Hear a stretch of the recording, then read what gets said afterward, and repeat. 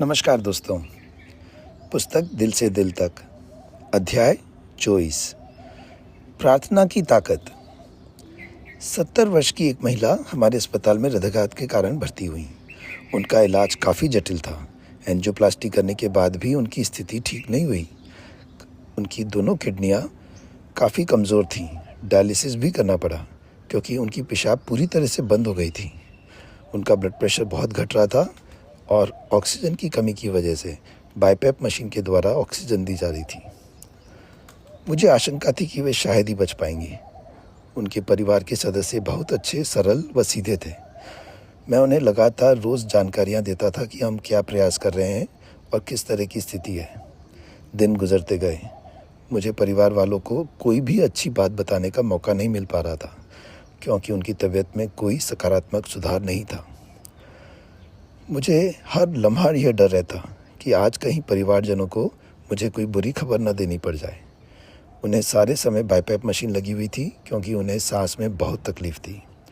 ICU में प्रथम दिन मैंने उन्हें दिलासा देते हुए कहा था, दीदी आप बिल्कुल चिंता न करें, हम आपको सिर्फ एक दिन आईसीयू में रखेंगे और अगले दिन कमरे में शिफ्ट कर देंगे। 2-3 दिनों बाद आपकी छुट्टी हो जाएगी। मुझे पता था कि शायद ऐसा न भी हो, लेकिन मुझे इस बात का भी एहसास नहीं था कि उनकी यह समस्या इतनी लंबी चलेगी। वे 8 दिन हमारे आईसीयू में रहीं।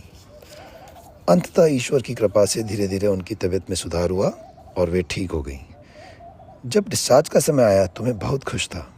मैंने राउंड्स के दौरान उनसे पूछा कि जब हम आपको आईसीयू में देखते थे तो आप आंखें बंद करके बैठी हुई कुछ बुदबुदा रही होती थी।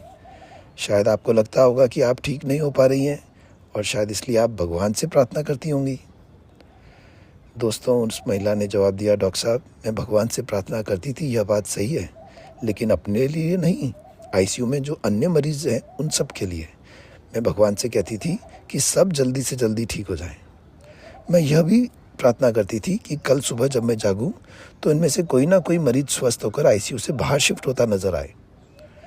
उनकी बात सुनकर मैं बहुत भावुक हो गया। यह हैरत की बात थी कि एक बीमार गंभीर स्थिति में भी अपरिचित मरीजों के लिए प्रार्थना कर सकता है। चमत्कार देखिए कि प्रतिफल स्वरूप भगवान ने उन्हें भी स्वस्थ कर दिया। जब वे फॉलोअप के लिए आईं, उन्होंने कहा कि राखी का त्यौहार नज़दीक आ रहा है, अपनी दीदी से ये छोटा सा उपहार स्वीकारिए। यह कहकर 200 रुपये का एक नोट उन्होंने मेरी जेब में डाला और कहा कि इस बार मेरी तरफ से भी राखी बंधवाना। कहानियों में सुने जाने वाले वाकये हमारे जीवन में भी हो सकते हैं। एक सामान्य सी महिला इस तरह से जब अपना जीवन जीती है तो भगवान भी उसे अपार शक्ति दे देता है। गंभीर स्थिति से बाहर निकलकर वे अब पूरी तरह से ठीक होकर अपने परिवार में सामान्य जीवन जी रही हैं। मित्रों, आईसीयू में जो मरीज अचेतन होते हैं उन्हें उतनी तकलीफ नहीं होती है जितना कि जागृत अवस्था वाले मरीजों को। गंभीर लक्षणों के साथ आईसीयू में लंबा समय बिताना आसान नहीं होता। मन से मजबूत मरीजों का मानसिक संतुलन भी बिगड़ सकता है। बहुत गंभीर अवस्था में 8 दिन आईसीयू में रहना एक सामान्य व्यक्ति की बर्दाश्त के बाहर की बात होती है। वास्तव में वह महिला अद्भुत थी, हिम्मत वाली, शांत और निर्मल स्वभाव की, सबके लिए सदैव प्रार्थना करने वाली। मैं उन्हें अंतःकरण से प्रणाम करता हूँ।